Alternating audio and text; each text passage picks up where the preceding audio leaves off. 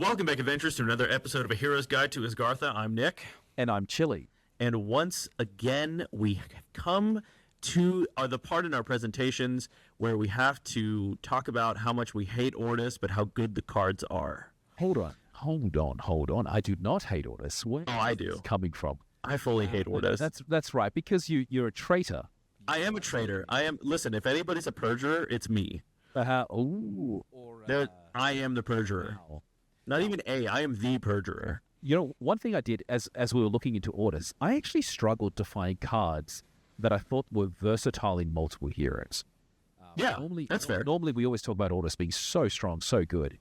I don't know if that's the case this set.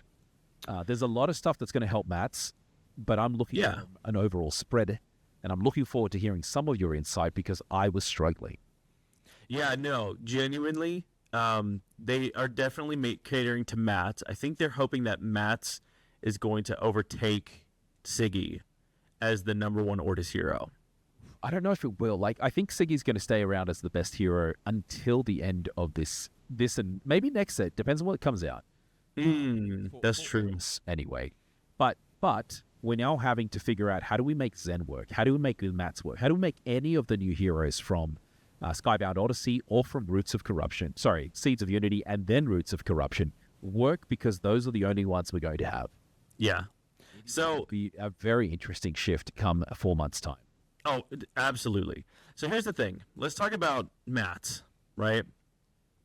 So Matt says, at noon, if there are 3 or more cards in your landmarks, you may sacrifice 1. If you do, play for free a landmark with a hand cost of 2 more than the sacrificed card. Mm-hmm. Okay? Now, I also want to talk a little bit about Zen and Zephyr.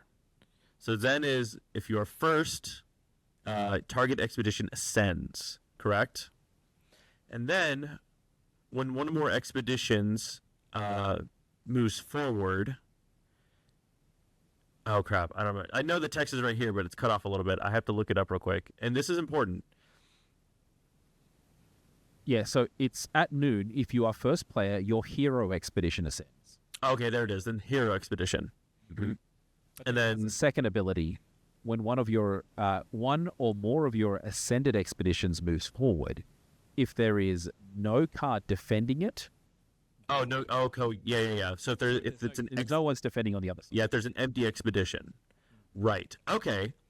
Now then that does matter. Yeah. So because with that mindset, there are a couple of cards in this set that we can talk about. Yeah. So let's get started. And now I'm like, First off, you know what I'm gonna say. Dude, call me Maldhound, because this guy can get it. Dog. First off, I want to know what the blueprints are in his hand. I want to know what that is. Yeah, and the interesting here, it looks very similar to the scroll that we see in Rune's Testament? Rune's Testament. It's not the same one, because that one looked like it's shorter. That's true. But it's the same style. So what scrolls is he holding? And if you've read their story for Mats, it's pretty fantastic. Yeah. He doesn't actually want to be connected with the Hive, but he is. Yeah. And then we have our emissary art. Yeah, very dapper there. Dude. Oh my gosh. Dinner, when, I'll pick you up, you pick me up, doesn't matter, dude. Oh my gosh. How is he so good looking with blue hair? That doesn't even matter. Never mind. Who am I talking about? That does not even matter. Oh my gosh. I wish I looked half as good as him when I'm his age. I wish I had my long hair again.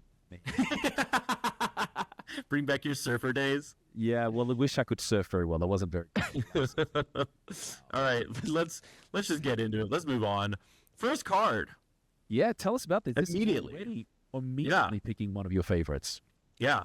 So, Adamant Receptionist, 3/2 character citizen. Excuse me, sorry. 3 from hand, 2 from reserve in the common. 2/2/3 in the stats. On play from hand in the common, you may exhaust a permanent you control to sabotage. Mm-hmm.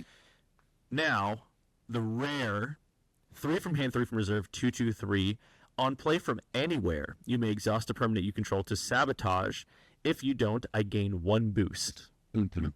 So, in the first place, if you're playing this in mats, doesn't matter. You're always going to have a permanent, right? The other part, though, is that this is good because it's a double sabotage. And even if you don't... Those at all, so... Yeah. And even if you don't, it gets overstatted. 3/3/4 for 3 stats, and you get to do it twice. This is a great card, in my opinion. Because here's the thing that I think, and correct me if I'm wrong, I think we might have to ask about this.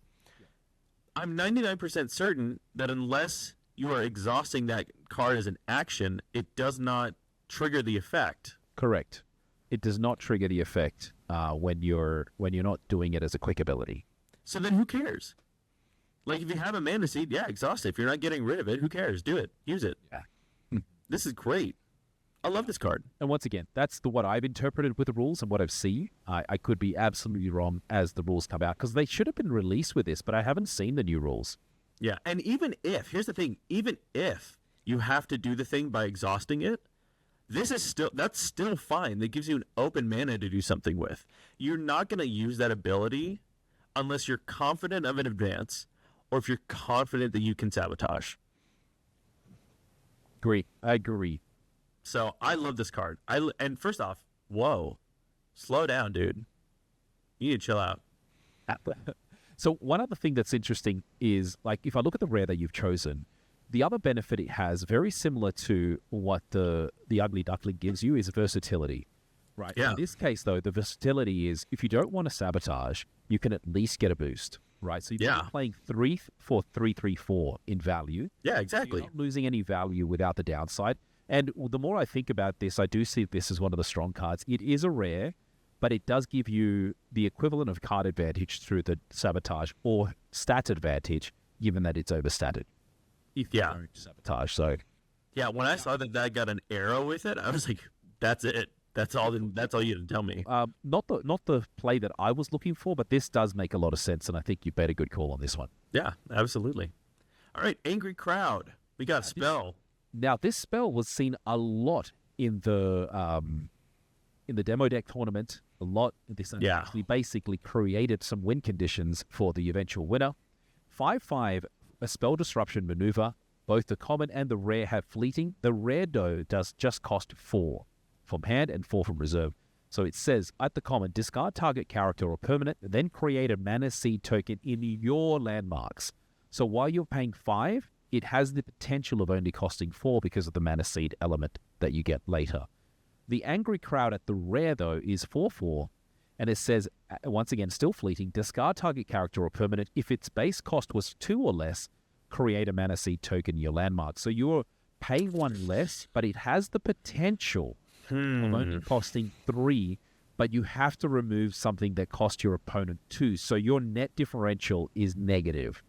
I think the common is going to be useful because you're not taking up a rare slot, and in many cases you don't want to use this to remove something that costs less than 4. Sorry, or 2 or less. So I'm like, I'd rather just use the common slot. Very similar to license withdrawal. It's given you another unhinged, as probably best way. It's an unhinged but also unlimited removal.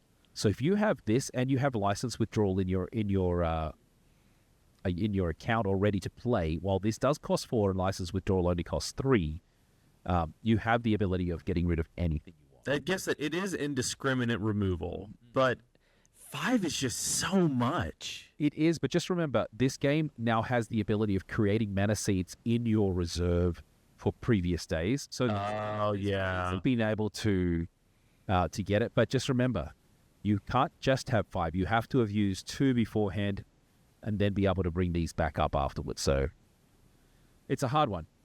I see a lot of people use it in the demo decks. Now that the game has gone live as of today, we're going to see if people actually bring this into their decks. Yeah.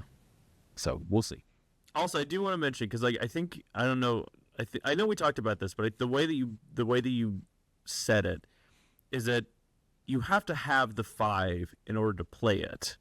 Correct. Right? And then, so technically speaking, if we're going to be 100%, you can play something out for 3 with mats because you can have 3 mana seeds out. So technically, that's I think where the strategy comes in, is where you can still play something, and then have the mana seeds to ready your mana, and then play this out. Yeah, just So I guess that's fine. You have to have spent the mana to ready. Yeah. I mean, I guess that's fine, but that seems like a lot of brain power. Yeah, it's interesting how we're seeing these people really upset saying no Halua, and then on the other one, we love mana seeds. Yeah. That's a fair what the dichotomy of man. We hate the big thing, we like the fruit. Yeah. Wow, what a weirdo. All right, anyway. The next character, I'm surprised you didn't pick this. Take us through it. No, Astropi sucks. Why would you do that? No. Okay, let me run through this real quick. You ready? Astropi Reka Hexarch. 6/6 for 0 stats. Right? Create 3 mana seeds in your landmarks. Then I gain 1 boost per card in your landmarks. Right? Good for you. Who cares? Because let me put it this way, right? Okay. I'm gonna see if I can counter you. So, technically speaking, this card only gets good at 6 mana with 3 landmarks already in your board, which again is not hard.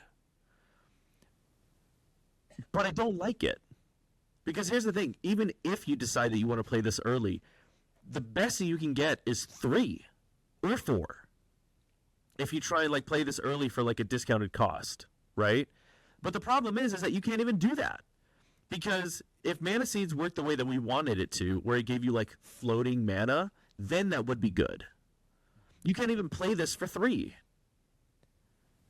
Yeah, no, you have to pay the 6. And this Exactly. is where it's beneficial. Like, you're paying 6, so basically, assuming once again, this is a very mat-centric card. I'd also say it's a school rank-centric card. Because both of those decks are going to play with landmarks in many cases. Right? So you're going to be able to get a 6/6 character for at least 5/5 of value or 4/4 worth of value. And then you're also getting 3 mana that you can then use for another card you play. See, that's the point. Is that either... It's not good for early game, but it can help you late game. Yeah. This is the dichotomy of man. Either you have 3 mana and 3 stats. Or no, sorry. You have 3 mana. 3. 3 mana, like 3 mana left over to play something with 6 stats, right? Because you have to have the 6 mana to play it. We've already determined that, right? So either you have 3 mana, 3 mana open because you're just playing this with an empty landmark zone. You have a 3/3/3 with 3 mana that you can use then.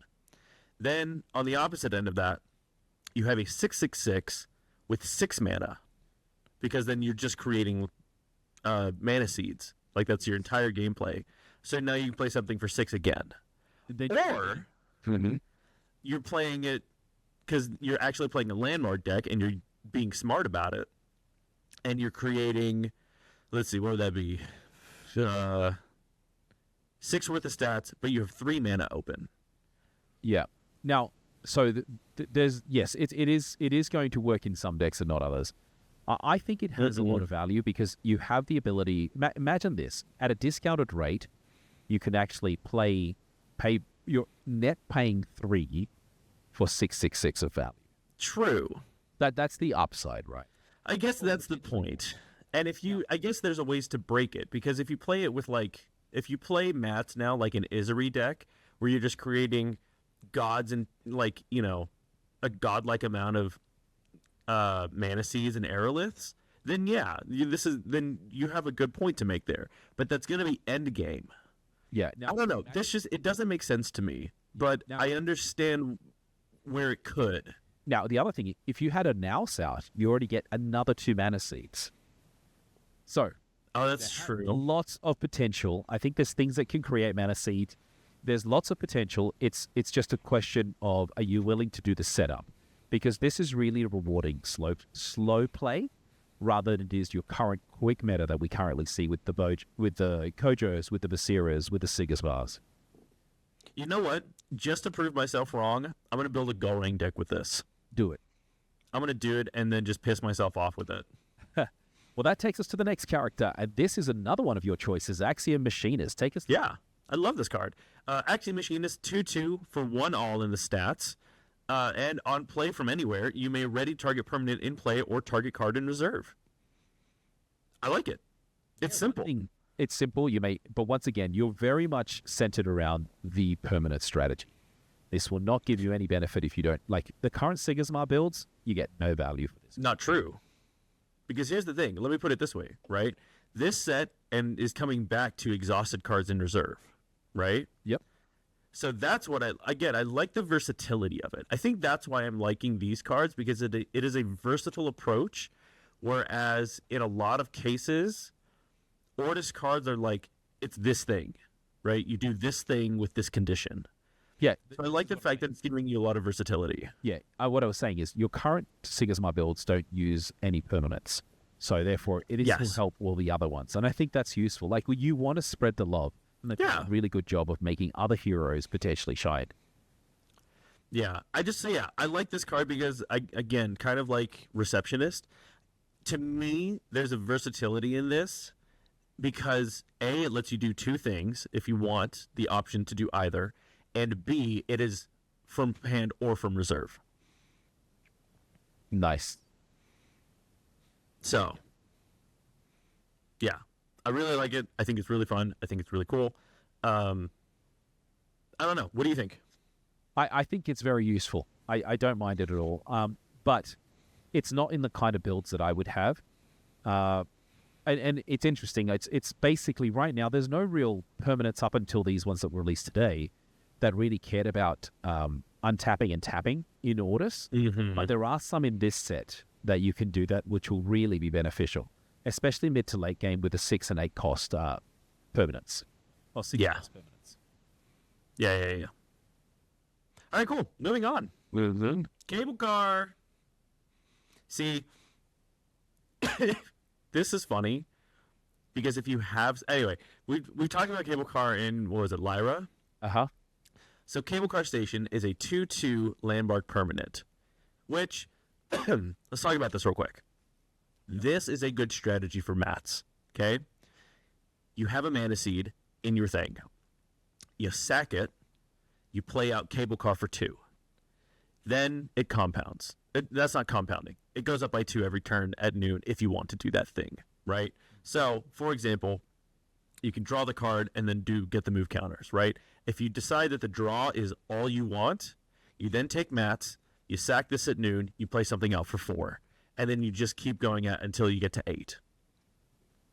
Wow. So that's where this is going to get interesting, right? So cable card, 2 from hand, 2 from reserve, on play from anywhere, draw a card, then I gain 2 move counters. You may exhaust the card, spend one of the move counters. One of your expeditions move backwards 1 region. If it does, your other expedition moves forward 1 region. So this is really funny for when my expedition fails to move. Oh wait, but that's at dusk. Interesting. See, that would be really funny then. Because if they're not going to move, and you can create a scenario where they would move, that would be funny. Yeah, I think the benefit is, like, if you have this, you also have to have Galatia or Galatea in your deck build, because you can get the benefit of the boost, at least the common with Galatea, and we'll get to it in a second, and then move them forward, and then they still keep the boost and are no longer in contact and a defender. So there's some strategies that we talked about with Lyra that are that have the potential of coming in here. I just don't know if we will see it in here, because most of Ordis characters are fairly evenly statted. If there is a differential, it's usually 1. But, if you're playing the Frog Prince, this will be really good for Frog Prince, because 3/0 is 3 for 2, or 2/1, 2/0, 2 for 1 resource at the rare. You're going to be able to move it to somewhere where you're getting the strength of your character. And once again, you can only move yours. So there is potential. It's a very different build than what we're currently seeing. Yes, absolutely. 100% agree. Where it does help you, right? You get a card draw for 2. No, where it does help you, and this is what I want to get into, is if you're playing with Zen and Zephyr. Because if you have ascended an expedition and your opponent hasn't put a character in front of it yet, you can make that expedition move forward and gain the boost and gain the draw.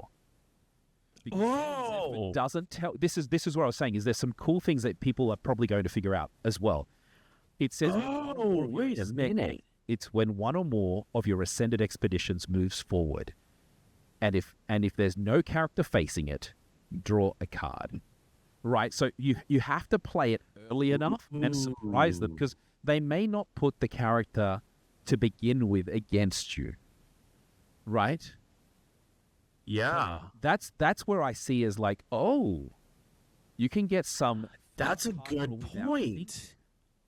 Anyway, Wait a minute. Now hold on. Now I have to check something. Yep. Because I want to say that Western Wind is in Muna. and by the way, P.S. This is going to it's not going to be. No, it's in Ordis. It's in so it's Ordis. So there's that will give you that same benefit right now. Now, one thing of note, guys, this episode's probably going to take a little longer as we discuss some of the new abilities as we're seeing games go live with the data in terms of what we're seeing.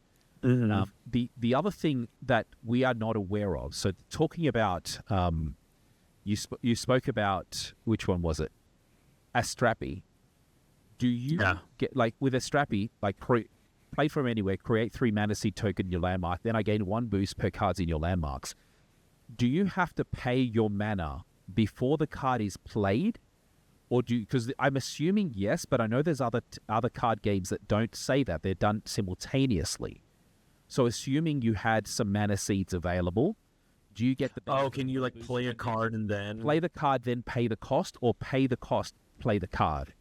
I don't think we've ever had any issues because there's been no interaction with it. I'm sure the rules, as they come out, will give us that level of indication.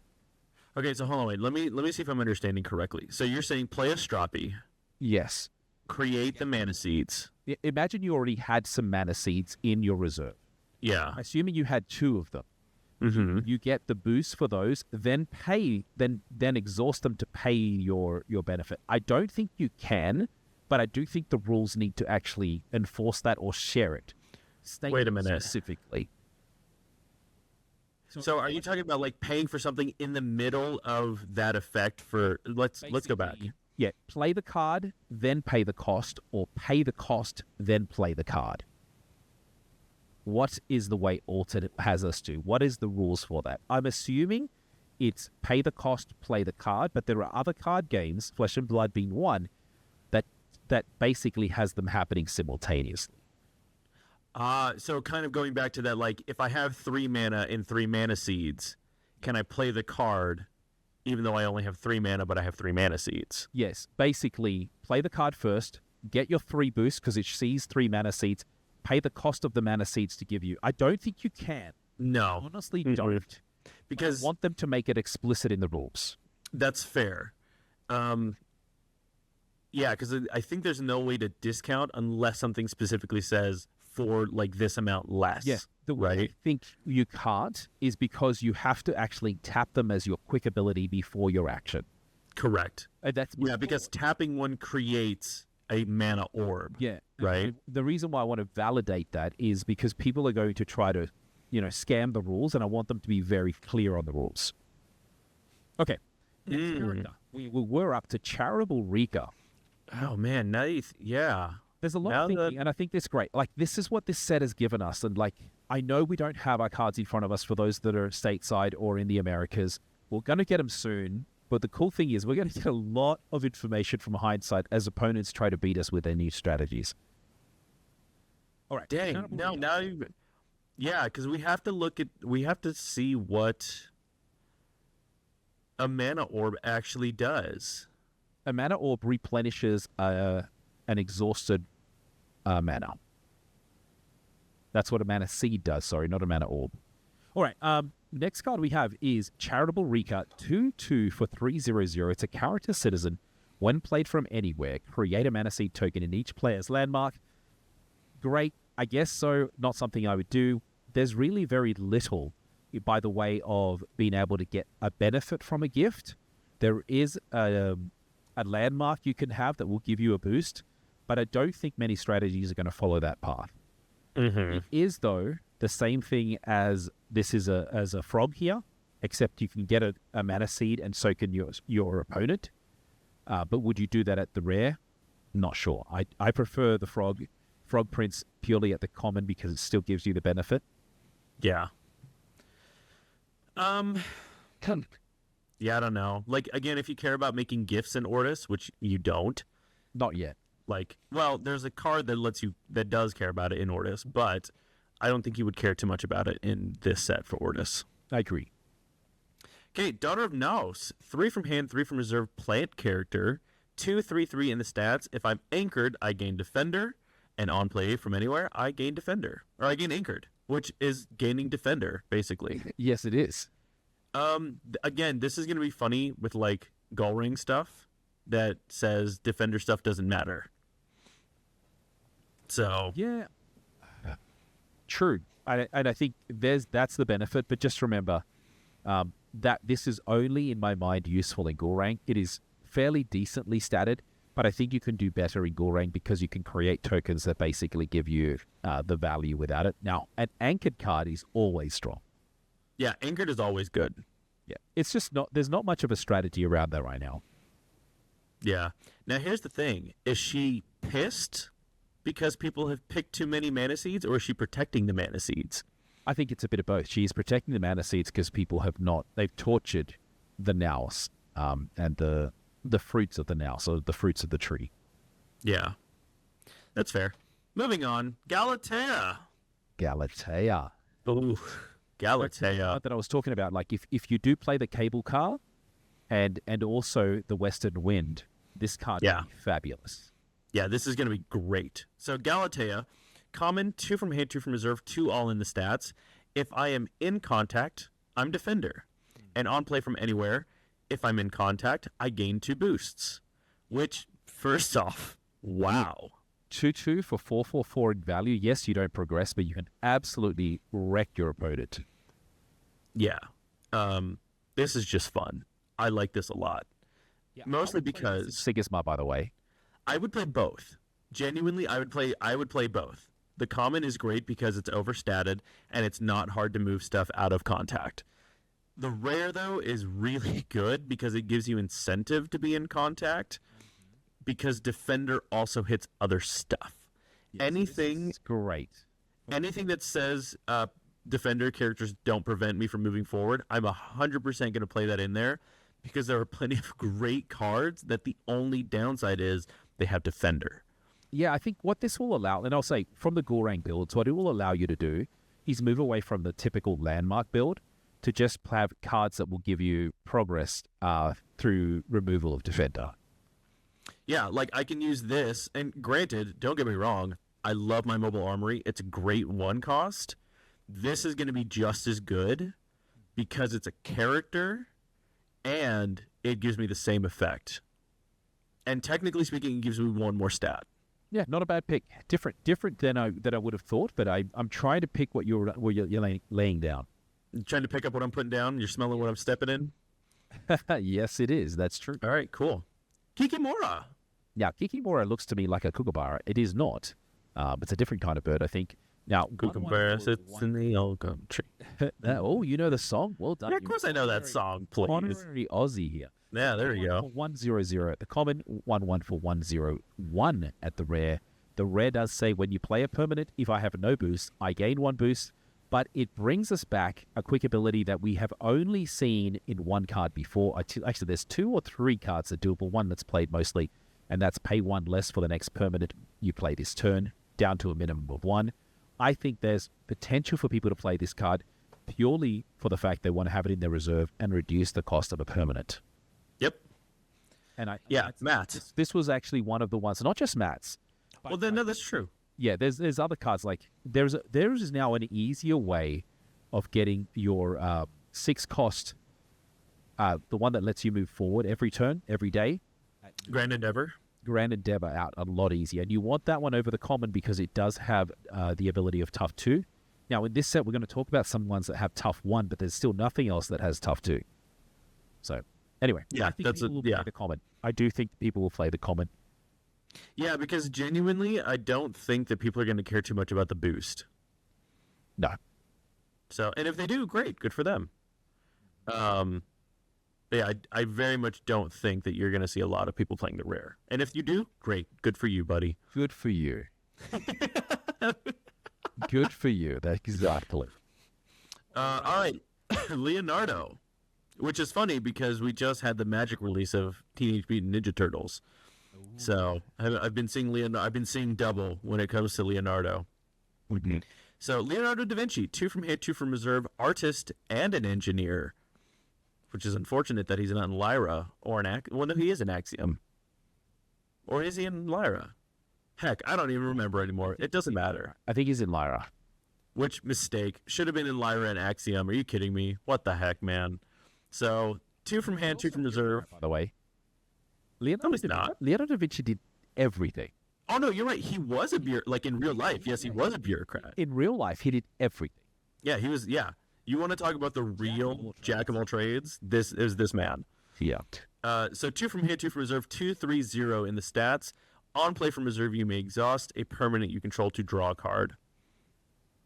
Honestly, not bad. It is very good if you have Not this. bad. And even from hand, it's still very useful for 2-3.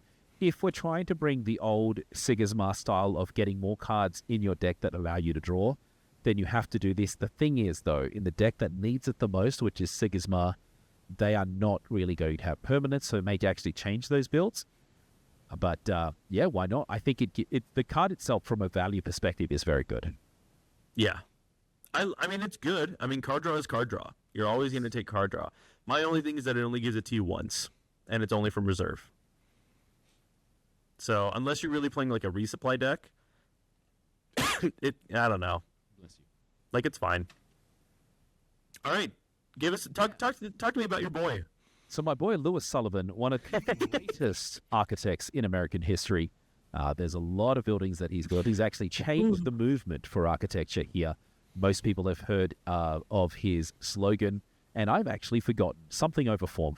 Function over form is what he talks about. So if you've heard that phrase, this is the man that made that phrase possible. I think the rare is actually incredibly useful in mats. From a common perspective, I do like the ability of it in the common. 3-3 for 3-3-2. And if you are playing a deck that has landmarks, and this is why I love what they've done, it helps every other hero but Sigismund under their current build. Because everyone else will have landmarks, easier access to landmarks. You don't really see it in Sigismund. So it's really, really rewarding the mid-tier game. Teacher, I have a point to make. Uh-huh. So, fun fact, I just learned that this is in the comprehensive rules. Costs must always be paid in full. If a player cannot pay part of a cost, they cannot pay the cost at all. Perfect. And my whole thing, and it still doesn't tell us that costs must be paid first before playing the card. But I do like it. And I think that makes sense, right? If a cost comes 6, you can't play 5. Pay 5 and then get the mana seed and then pay the rest through the mana seed. So all parts in a single cost are always paid simultaneously. Yep. So I don't know if that answers your question. Yes, it does, because it means you cannot create it mid-tier and then Right. pay it later. Yes, correct. In the chain. All right. So, fun fact, that is 12.5 C and D. 1.2.5 C and D in the comprehensive rules. Fun Is fact. that the new rules or the old one? Yeah, 5.0. Okay, so they have released it. Can you send me the link to that so I can start reading up on it? Fun fact, if you go to altered.gg/resources and scroll down to the part that says comprehensive rules, that is where you can find those. And it will link to their Gmail account, their G Drive, which has the PDF form of the comprehensive rules, which you can then search in and go to that. Nikola Tesla, my boy!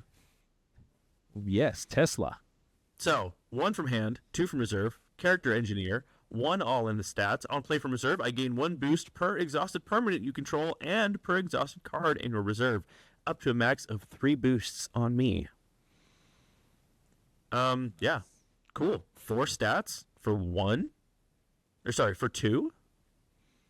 This is basically I mean, depending on how you look at it, this is basically an Ordis Crier, Yeah, but better. The only problem I find with Nikola Tesla is you have to actually find a way of exhausting your cards in your reserve and your permanents before you can do this. Now, some of them will self-exhaust, so those are the ones that are great. Cooldown. Difficult to have, yeah. So you can play. There's not that many cooldowns that are played in Ordis outside of probably Tiny Jail. No, Tiny there Jail you've got the reinforcements, field reinforcements, rare cooldown on that one. Rare field reinforcements, yeah. There's a couple, but there's not that many that get played regularly. In common, there's not a lot in common. I don't know of any in common actually, but I think there is a huge upside to this card if you have the right build. Absolutely. Yeah.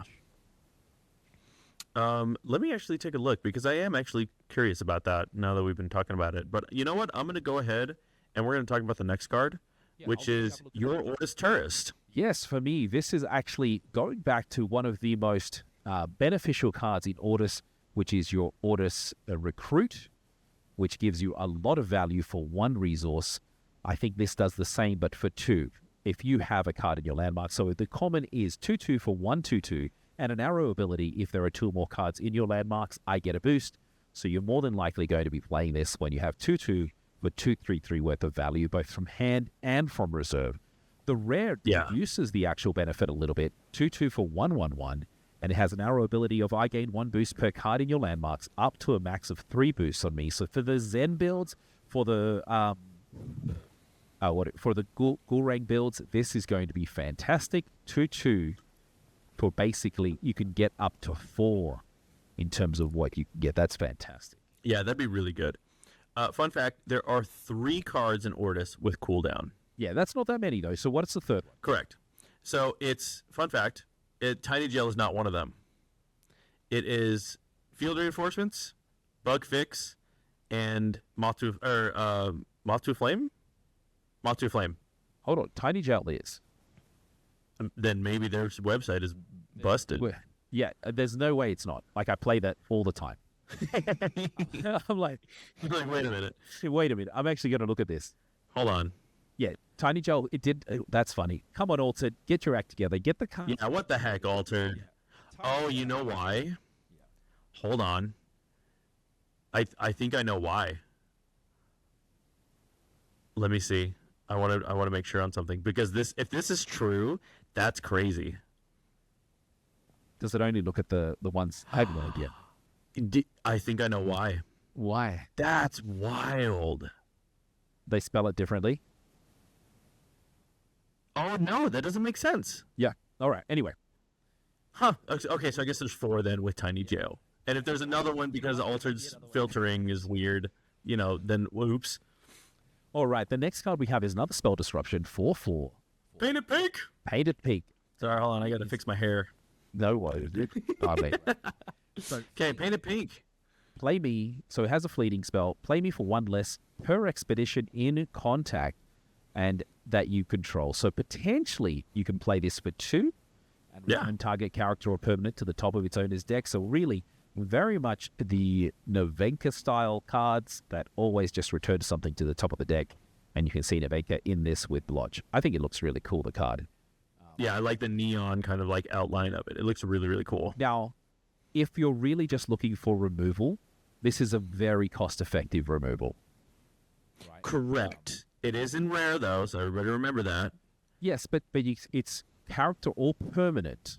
Correct. Remove, and it goes to the top of the deck so they can draw it next turn, but it is very useful. Now, you can also do it against your own stuff if you need to. Don't think you'd True. To, but you could. That is true. Like there may be some things you want to do it to that have a when played from hand. A Stroppy. You could do it with a Stroppy. You could do it with anything that has counters on it that has lost the amount of counters. If you don't have something like Abby to like augment the amount of counters on it, then yeah, this is great to like reset those counters. Yeah, absolutely. And doing that's a really good way of actually doing it. That's smart. Yeah. Right. Picnic area. Yeah, so we talked about this previously in, Muna. Lyra. No, it was in Muna. I think it's Muna. Yeah, because Muna has the gift, yeah. So 2 from hand, 2 from reserve, landmark.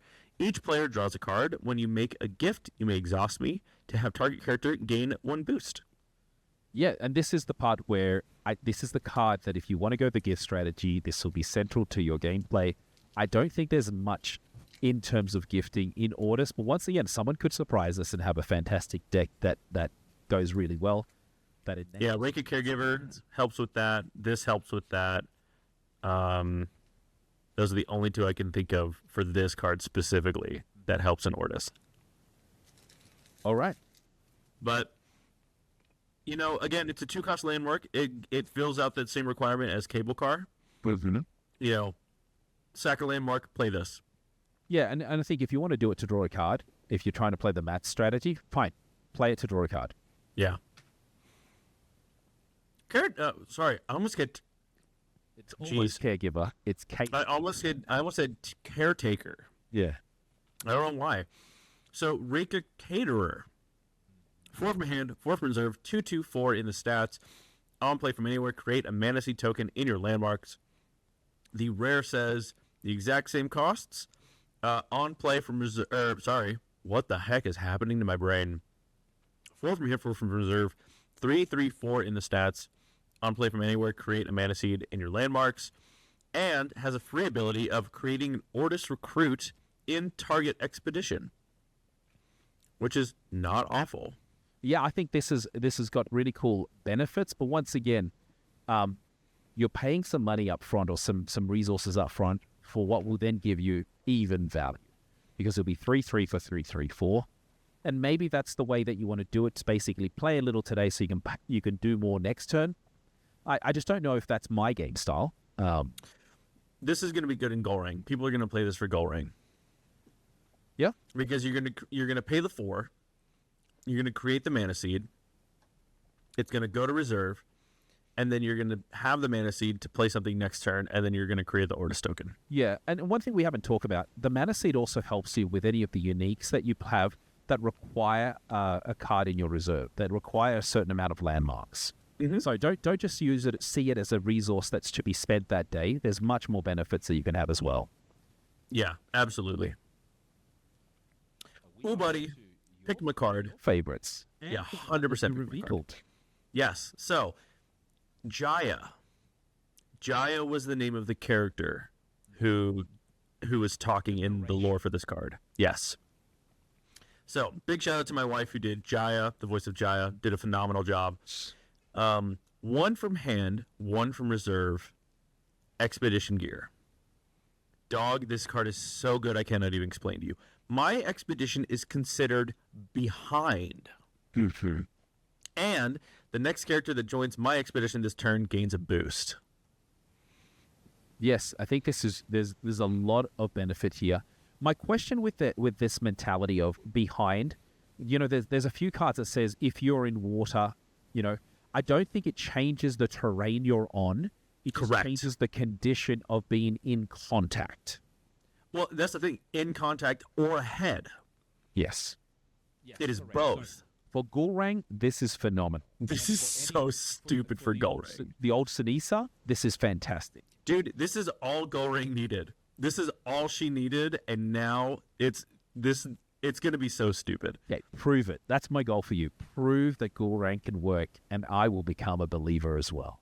Done. Easy. First off, how dare you? Balthazar has done some phenomenal work. I don't know if you saw him during the World Qualifier in Dallas. He had 19 cards in hand. Yes, but the benefit of it, that he has uniqueness is when a character joins your expedition. Yes, true. Like that unique, those uniques are just stupid. Fine, you know what? I'll do it as a nuke format then. That makes you happy. Oh, no, it's not about that. I think it's great. I want to see these new style of builds. I want to see people be creative. And see if some of the American side or this part of the world can beat the Europeans. And by Europeans, I mean the French at their game. Yes. Even, I don't know if you heard, we're not getting a world qualifier in the States. There's no world qualifiers outside of Europe. Rough. But I mean, given the amount of BGA ones that they're doing. Yeah, but that's what they've done, is they've actually increased the placements for online tournaments. But it's still... Dog. We're going to talk about that later then. That's my first time hearing about that. We're going to talk about that. It's going to be on our podcast. Yeah, absolutely. So everybody, make sure you keep an eye out for Hero's Guide to Asgartha, the podcast. Oh, buddy. Anyway, Reka Investor, once again, the bald billionaire from the Lyra card that the Muna card that we talked about. So 3 from hand, 3 from reserve, Bureaucrat Rogue. 3/3/0 in the stats, at dusk, create a mana seed in your landmarks. The rare is the exact same in cost, in stats, and with the at dusk part, but it gains when I leave the expedition zone, create an Ordis token in my expedition. I'm never gonna play this. I'm never gonna do it. Not in Ordis. Yeah, I don't. It's a bureaucrat. You can have it go to sleep. Yeah, but you create a mana seed in your landmarks at dusk. So the only benefits that you have of playing this is if you don't really play landmarks in your decks. Because what it does, it plays it into there, and you have to actually sacrifice it straight away because it happens at dusk. Now, what's crazy is I see this character, and while it doesn't look like Ben Kingsley, I just think of Ben Kingsley. So, That's true. Oh my god, dude! It doesn't. His face doesn't look like it, but the fact that he's bald and it looks like this is bald. This looks like if it's who I think you're talking about. First off, played Gandhi. Yeah, so he's the one who played Mesa Rackham in Ender's Game, the guy with like the Maori tattoos and like with the. I'm not sure. He's the one. If you've seen any of the Marvel Cinematic Universe, MCU, he's the one that plays the Mandarin. So that's Ben. Then he plays Mesa Rackham, who has the Maori like I don't know what I don't know what the term is, but like the facial tattoos. Yeah, you know what's crazy? The Heka, basically the Heka. Like I know what you mean. The Maori symbols. When I see this guy, and I'm like, I can see why people hate Ordis. Because he's the epitome, even though he's the epitome of this rich. Yeah, that's 100% true. Tamoko, that's what it's called. So no. So here's the. Okay, I have to say this now because you've put it into the universe. Ben Kingsley. This is Ben Kingsley as Jeff Bezos. Oh, that is so funny. Yes. I feel so bad. Like God, that's so funny. It's going to be like 2 hours long. But that's so good. All right. Oh, that is the funniest thing you could have ever said. Holy crap. Next character is a Rika Patron. So looking at some lovely art here. 2/2 for 2/1/1. A character, bureaucrat and noble. So we're getting a few more nobles in here. I'm interested to see if they're going to do anything with that keyword. So when my expedition fails to move forward... My experiment. Yeah. When my expedition fails to move forward during dusk, create a mana seed token in your landmarks. And I think that will be useful. Once again, the same problem as the Rika Investor. Because it happens at dusk, you have to be playing a deck that doesn't have that many landmarks or it will be lost. The rare... Yeah. Sorry, it also... The rare is 2/2 for 2/2/2 and exactly the same. Yeah. The only thing that changes 2/1/1 to 2-all in the stats from common to rare. I have 2 points to make. First off, these Reka need to find a new personality trait other than Mana Seed. Like, what the heck, man? They love Mana Seeds. Everything's... But that's the whole thing with these people. It's in their fine art? Come on, dude. Please. Jeez, man. Like... The art looks pretty good. Yeah, but still, find a different personality trait, man. Find something else. Be like the Lyra and follow the sport. Yeah. Second point, why do they all have these scrolls? Oh. I'm not sure. That's what I want to know. All right. Oh, brother. All right, Reka supporter. There we go. Once again, dude, all these mana seeds. What the heck, dude? All right, 3 from hand, 2 from reserve, character citizen, 2-all in the stats. On play from hand, create a mana seed in your landmarks. Yeah. Okay, cool, great. Yeah, it's not bad for a first day play because the next day you'll have the ability of going from 3 to 5. So there may be some benefits for day 2. I don't know. It's a lot for a rare. You're getting very little value back in my mind. Now here's the thing. That card, boo. No, don't play. This card, yes, play. Reka Tradesman. Tell me. 2 from hand, 3 from reserve, 0/3/3 in the stats. On play from reserve, put the top card of your deck in in your mana zone, and create a mana seed. But in your opponent's landmarks. Yeah. So here's the thing, though. Ramp in Goalrang is always going to take it. Yes, so if you're playing a ramp strategy, now you have 2 cards available to you. This is a much better value for you, the fact that you're putting some stats on the board rather than paying 4 to remove something or put something in someone's hand. Yeah. I think this is a way better strategy. I think this is going to have some play.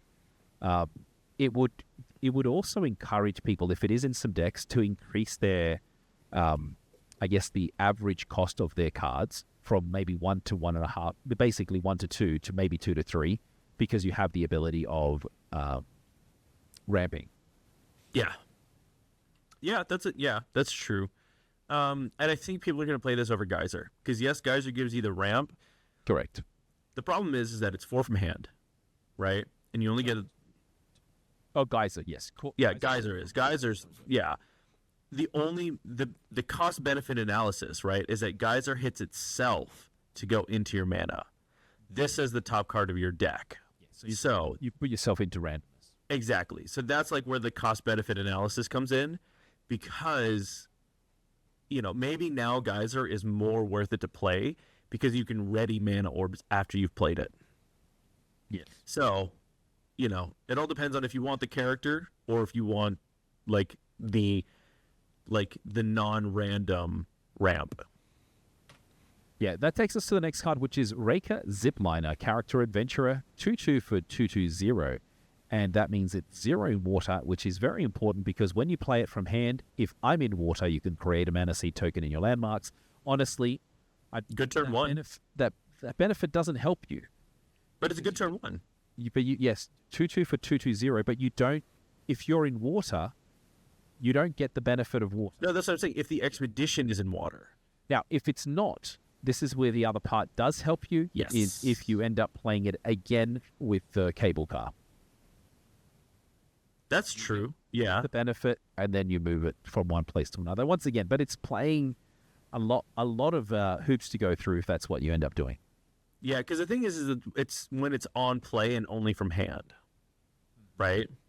So this, in my opinion, this is only good as a turn 1 play. Every other time, I'm going to mana it. Yep. Because turn 1, you get the Mana Seed, even though there's no stats in it, you still get it because the expedition is in water and you get the Mana Seed for the next day.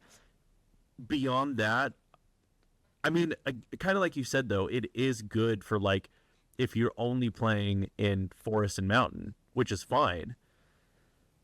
But, anytime I see that beyond those 2 scenarios, I'm going to mana it. Yeah. And why would you waste a rare on it, would be the question. Yeah, 100%. Okay, next. Souvenir Seller. Mm-hmm. Okay, 2 from hand, 2 from reserve, Character Merchant, 2 all in the stats. On play from anywhere, you may give me 1 boost. If you do, target opponent resupplies. The rare, 3 from hand, 3 from reserve, 3 all in the stats. So up 1 in all accounts. On play from anywhere, you may create a Mana Seed token in your landmarks. If you do, target opponent resupplies. Yeah, I'm not a fan. No. No, of neither of those. I mean, to be fair, the common is better because it gives you stats. It overstats it. I don't think so. Yeah, the only time you ever want to give your opponent a resupply is if they've already spent all their mana and they're going to have too many cards in their reserve. Yeah. Or if you care about the gift. Yeah, but yeah. Yeah, those are the only 2 places that I can think of. Yeah, not sure if it's useful. Yeah. Next card is Studious Rookie. So we're adding the third of the Studious progressions. Character Mage Scholar, 1/1 for 0/1/1, and when you play a permanent with base cost 4 or more, I gain 1 boost. Now, this has potential in maths, in the sense if you are trying to build a whole bunch of permanents, you can get the boost if... you can get the boost at noon, but you have to have anchored this, so maybe not. Anchored or slept it. Nah. Yeah. You're going to get that much.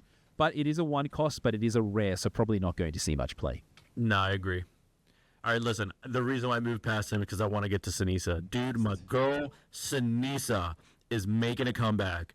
Dude, oh my God. So, I have multiple notes. All of them are good. First off, the cost. Common, 3 from hand, 3 from reserve for 4 all in the stats. Holy crap. Doesn't even matter that it's Defender, right? If there are 2 more cards in your landmarks, Defender characters don't prevent my expedition from moving forward. already, no notes. This is great. I love this because it's not mat specific, and it can go to any Ordis hero. Yeah, and one thing that's very interesting is that it has the same stats as your regular Sinisa. So it's exactly the same at the common and the rare. 3/3 for 4/4/4 or 3/3 for 3/3/3. So yes, it gives you exactly the same benefit. The only difference is, actually, there is no difference at all except if the rare. more cards in your landmark. So this one focuses on if you have cards in your landmark, you are no longer defender. The original Sinisas are if you are behind, you are no longer defender. Yeah, which is why I like this, because now you have two Sinisas that can qualify for both of like the old way you play Sinisa and the new way you play Sinisa. That's why I like this. And it's so overstated for sure. Yes, the rare creates an Ordis recruit on play in target expedition. Yeah, and that's the same as the original Sinisa dedicated enzyme rare. Yeah. So for Goring, always love this card. So good. Technically speaking, here's the problem though. Logistically, I'm gonna play the common. The common is just is good enough. You don't really need the Ordis token, right? That being said though, design wise, I'm always gonna play the rare, unfortunately. The rare is so good for 3 reasons. You ready for this? First off, actually 4, because the card in and of itself, all the effects, great card. You're overstated in both cases. Yeah.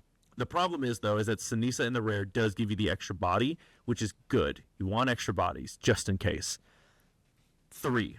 The next 3 reasons are all design focused. First off, the crown, like the Chinese crown that she's got going on, dog, I love it. So good. Like the top knot with the thing and the Chinese crown, so good. Holy crap. Second off, that's a tower shield, my guy. That is, first off, the amount of muscle that you need to move a tower shield around, holy God. That she is buff as heck, and she is wearing a pump cover. That's what that is. She doesn't want people to know how buff she actually is and scare them away. Yeah. And what Third, swords? Yeah. that's what I was going to say. I love how, like, she's got 2 swords in the front, because if she loses one, she doesn't need, like, a specific hand to grab it. She's like, oh, lost my sword. Just grab another one from the front. Dude, this card, no notes. I think it's great. 10 out of 10. And in Gulrang, it's especially great because it gives you 3/3 for 3 for 5/5/5 Yeah. value, and you can split that up over 2 expeditions, potentially moving both forward. Yeah, and the defender won't even matter at that point. Now, here's the real question. Who is she guarding? Who is she? I have no idea. Who is her? It's a different person on both of them. So. No, I know, that's what I'm saying. So, like, who is she blocking in front of her? Because, like, I imagine that who she's blocking the people from, they're in front of her. That's right. She's a bodyguard of something. Yeah, so I want to know. I want to know who she's bodyguarding.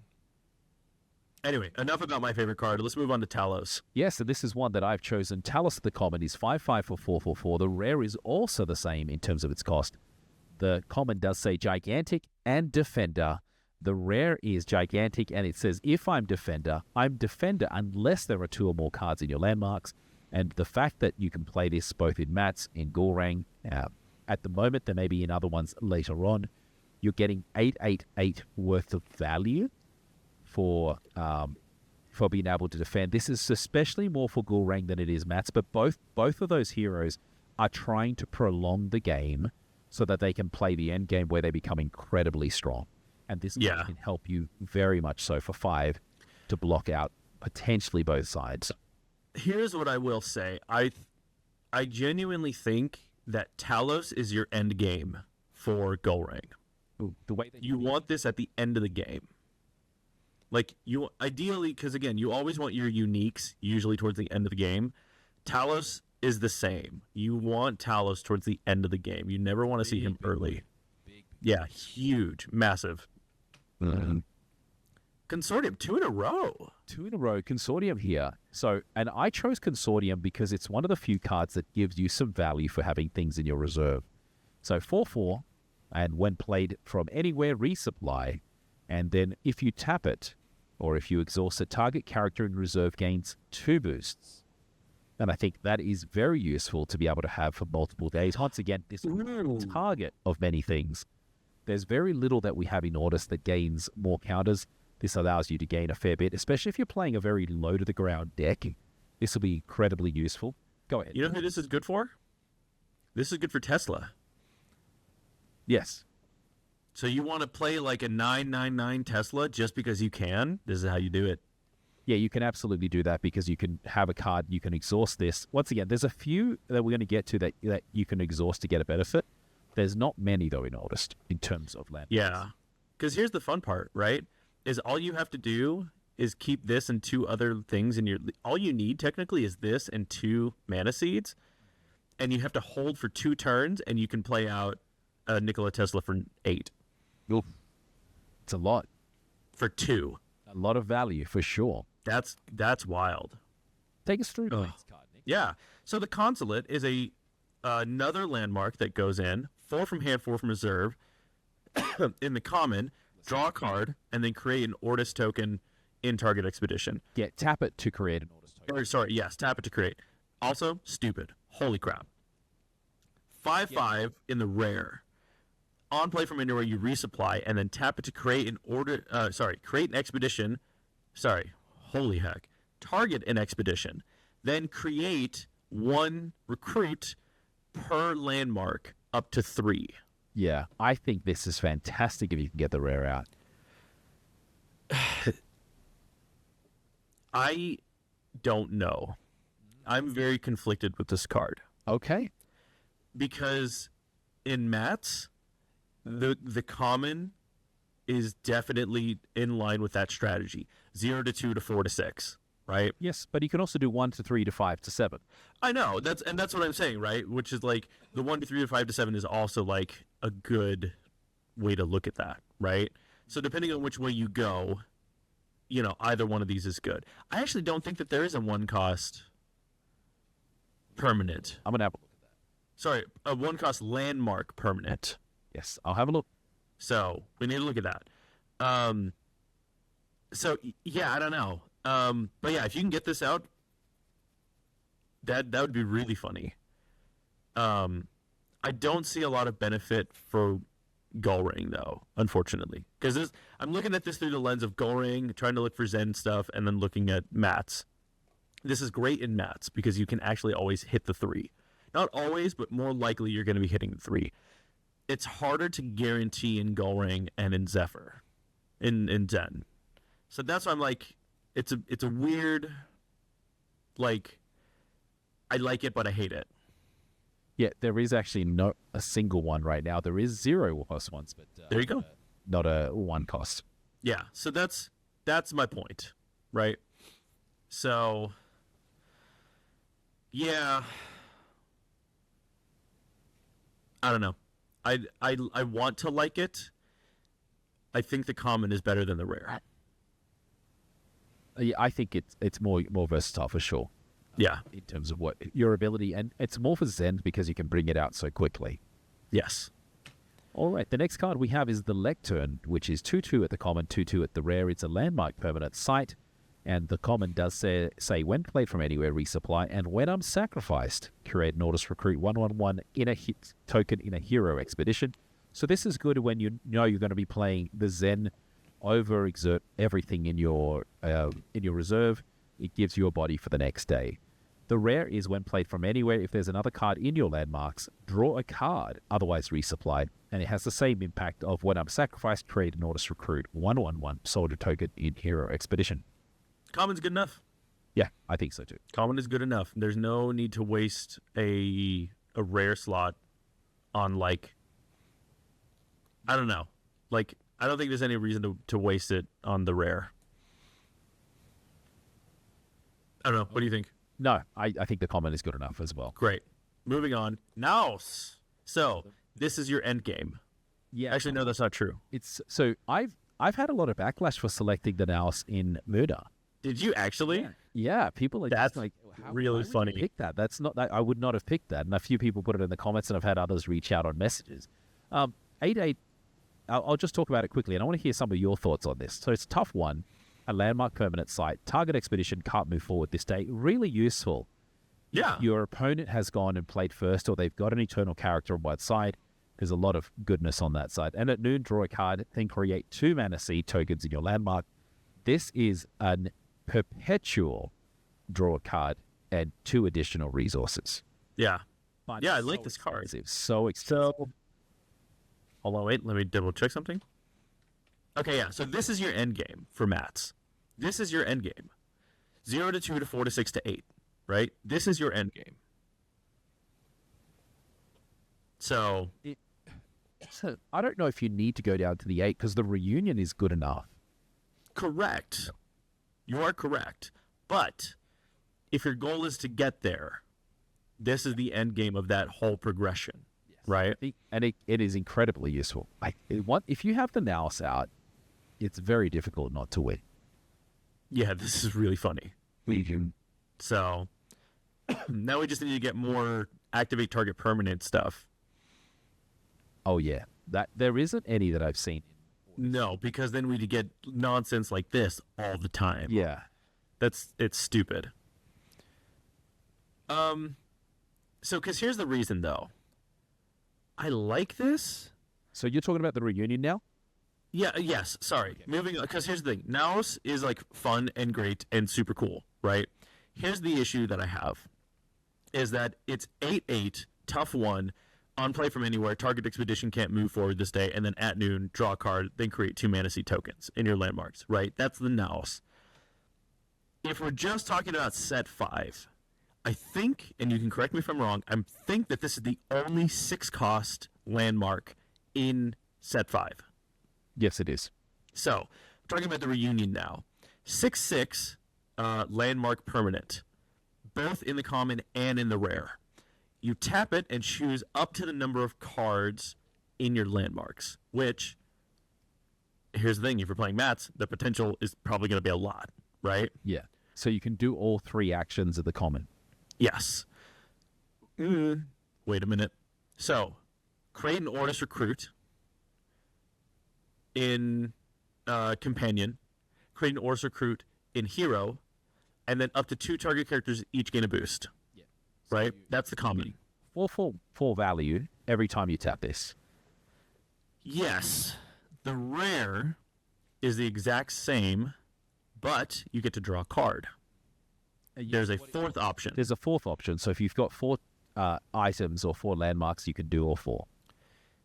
Here's the reason why I did not pick this, and why I will always sack this to the Naos, right? Okay. Is that it specifically does not say you can choose multiple. This is confusing, right? Yeah, you can't choose the same one twice. Then that's why this sucks, Okay. right? But Because you're getting 4/4 worth of value every day for purely tapping it. I mean, yeah, that's fair. I want more, though. I'm greedy, Chili. Because here's the point, right? If this is meant to be played in Mats, right, then this is specifically meant to synergize with Astrapi. Currently, as it stands, with Astrapi, this sucks. That's so. Because if you have the way that you're playing Astrapi, you're paying 6, getting 6 boosts, and having 6 landmarks in your landmark zone, right? You play this with, whatever, right?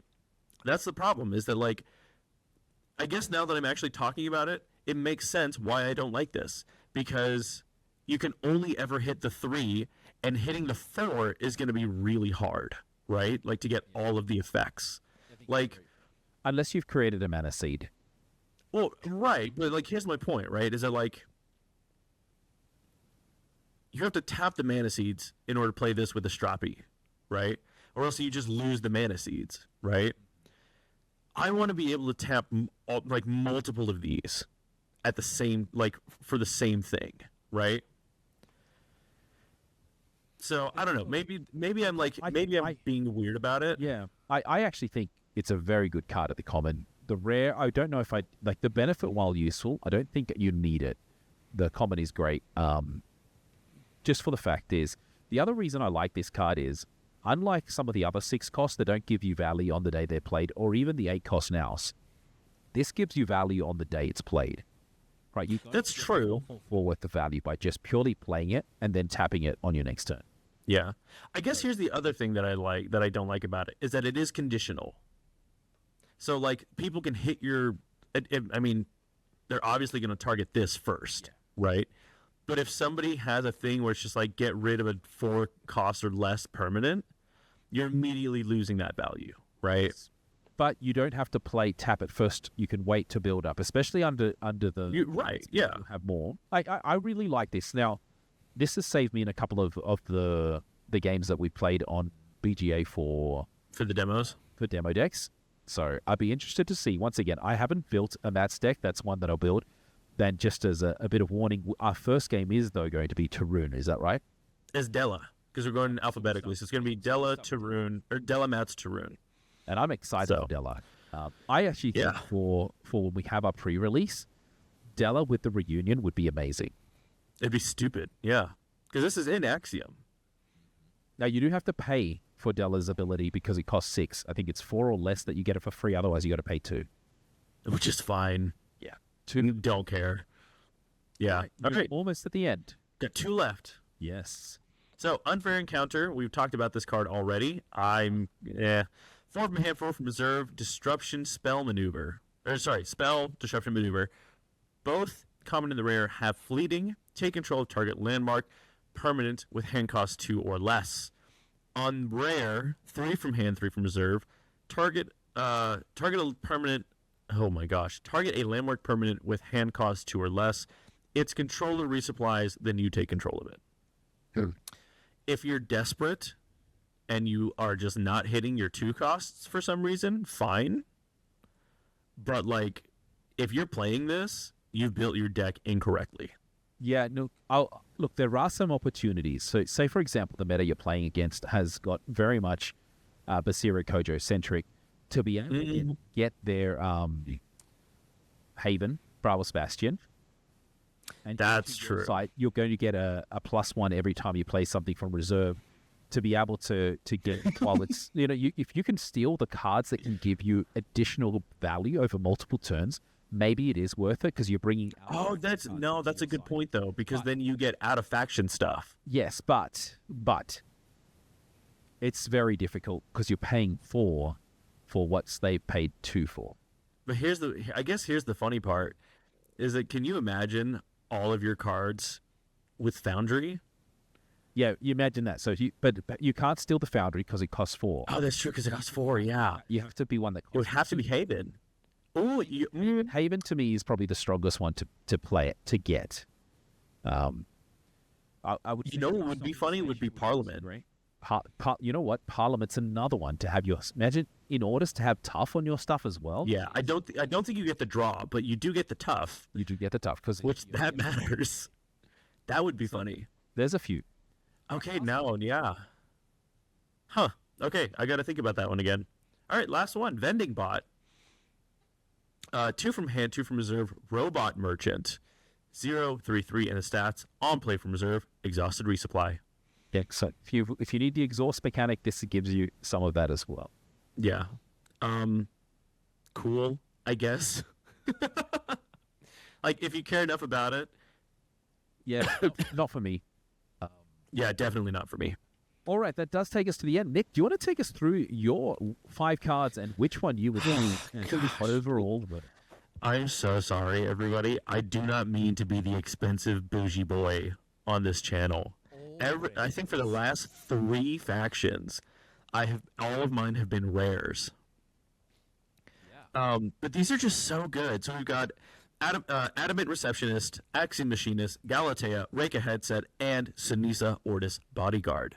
Oh, brother. Okay. I know we talked about how much I love Sinisa. It is my favorite card. Good. That's what I thought you were going to say. I think that makes sense. But out of the ones that I have to pick, I'm going to pick Receptionist. Oh, really? So you're picking... I am going to pick Receptionist. Okay. I love that you started off with this, and I did not think of it. I think it is great. Yeah, that's why. Because, yes, don't get me wrong, Sunisa is very good. It is very, very, very, very good. For some reason, I feel like Adamant Receptionist overall is going to see a lot of play and a lot of different decks. And that's why I'm picking it, because objectively, Sunisa is my favorite card. But in terms of meta gameplay and how many decks are probably going to be seeing this card play, I think this is going to be seeing a lot more play because of the versatility of it across all the heroes. Nice work. I like it. On my ones, I had the Ordis Tourist, the Sunisa, and that's the common, Sunisa Ordis Bodyguard at the rare, Talos at the rare, the Consortium at the rare, and the Reunion at the common. I really like them all. If you're going for Zen, it would be the Reunion that I really love. If you're going Ghoul it would be Sunisa. But what I'm going to pick is Ordis Tourist because I think it has the most versatility across all decks. While I'd love to see this in Sigismar, unless it will only work if Sigismar changes their game style to have some landmarks be played. I think in all the other decks, you can get basically 2/2 for 3/3, for 2/3/3 worth of value pretty easily. So that's my choice. Yeah. The Reunion, though, is just because it is the card of the set. I really like what it can give you, but it can be removed very quickly with very little value that you get up front. Yeah. So, there we go. Ordis. Tell us what you all think. God, Ordis is going to suck. What did we get right? Ordis is going to suck so much. Are you kidding me? The fact that they get extra sabotage now, gah. The Ordis control deck is coming. People aren't going to care about the tokens at all. They're just going to play Ordis control, man. Yeah, play Sigismar control with no characters. Just all the sabotage and all the exhaust cards in Sigismar. Yeah, just an all room. No, play it in Zen, because then at least if you're not playing anything, then you get the stuff. That's dude. I think Zen is going to be really fun in this set. I hope so, and I like the idea of being able to get some draw with like some tricks, right? Yeah, because here's my point. Goring was already good, right? Goring is good. It's not great. It's good. Goring is now going to become great. Wow, I would because of this deck is okay, and now may become good-ish. Become palatable. Is that the word you're looking for? Palatable. I think Goring can be very strong.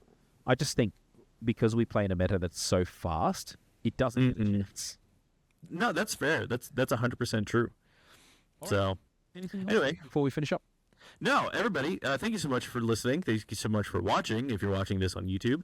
Or if you're watching this on the Patreon, which I do need to get these out on Patreon. I'm so sorry I'm so behind on those. I will get them up on the Patreon. And the links to the slides. So. Yeah, and not even the links to the slide, just the slide decks, just throwing them on there. Hopefully you enjoyed this. I'm excited to see what everybody thinks. Leave your comments about what you think is going to be the best. I mean, we all know what the best hero is going to be coming out of this set. But what you think is like going to be the most, like what card you think is going to see a lot of play in the meta. I'm very interested to see what other people's opinion was on that. But with that being said, everybody, thanks so much for listening. Let's see. What are the parting shots today?